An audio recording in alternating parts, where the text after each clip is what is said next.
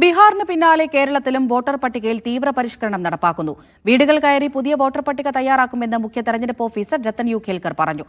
SIR-ന് മുന്നോടിയായി 20-ാം തീയതി രാഷ്ട്രീയ പാർട്ടികളുടെ യോഗവും വിളിച്ചു ചേർത്തിട്ടുണ്ട്.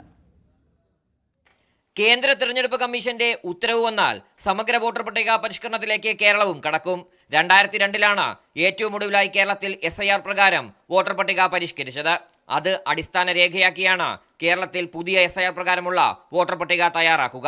കേരളത്തിന്റെ മൊത്തം എലിജിബിൾ ആയിട്ടുള്ള വോട്ടേഴ്സ് ഇനി ഇൻക്ലൂഡ് ചെയ്യാൻ വേണ്ടിയിട്ട് തന്നെയാണ് നമ്മൾ സ്പെഷ്യൽ ഇൻറ്റൻസീവ് റിവിഷൻ ചെയ്യുന്നത് എന്നുള്ളതാണ് ആദ്യമായിട്ട് നിങ്ങളോട് എനിക്ക് പറയാനുള്ളത്. ഒരിക്കലും ഒരു ആശങ്ക വേണ്ട. കേന്ദ്ര ഇലക്ഷൻ കമ്മീഷന്റെ നടപടി സംശയാസ്പദമായിട്ടാണ് CPM-ഉം കോൺഗ്രസും കാണുന്നത്.